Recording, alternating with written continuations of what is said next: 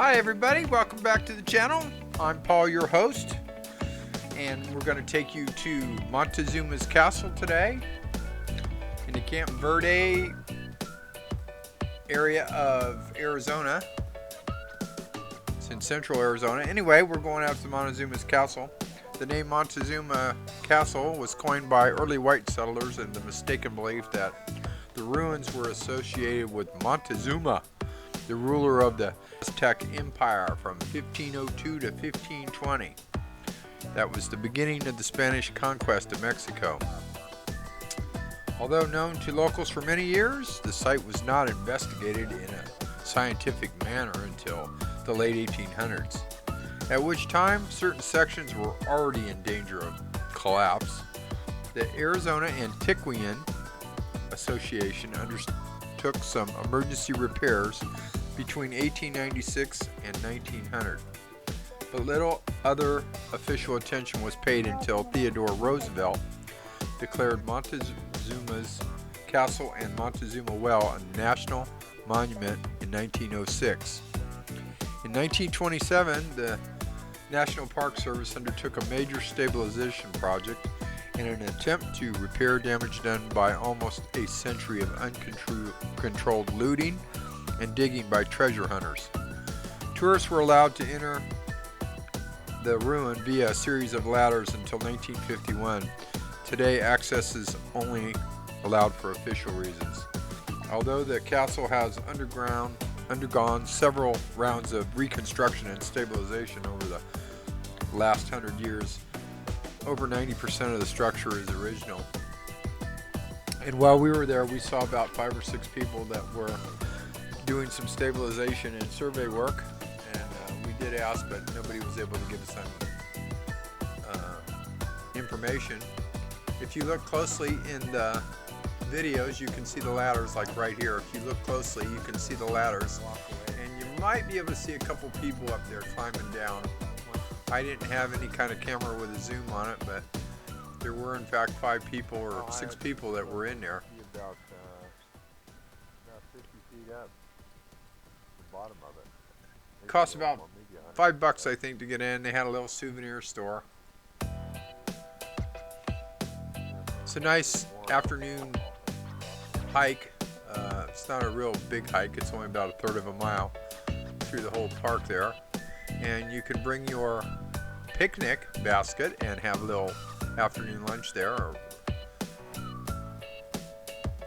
I think they may have some classes that they hold, because they have a little open air area with some benches for viewing, and there is a platform there for somebody to stand on and give some sort of speech, I guess.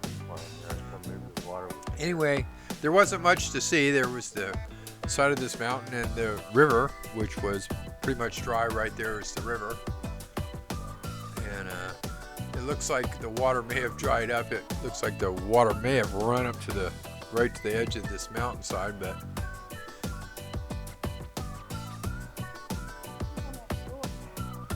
anyway, it's worth going to see.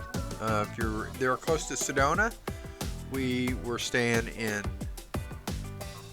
Camp Verde while we were in Sedona. There's a RV park there that's a passport park, and we were right there at the off-ramp for Montezuma.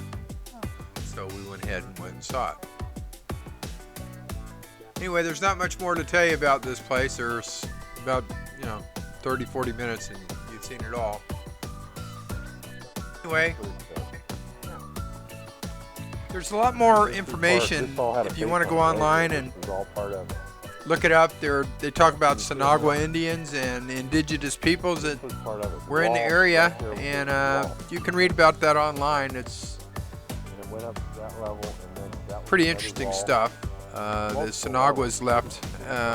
Also, they moved on, and they believe some other Indians came in, but the best thing to do is go online and read about it before you go in there. But thanks for joining us. Watch out for the videos. We got some more coming your way. And have a great afternoon. And I'm Paul, your host. All part model. It's curved all the way around the side of this mountain. I can see it, but what I don't understand is the shallowness of the holes in the back. See, the wall would have been, here's the wall, there's the wall. You can see how big that room is. So that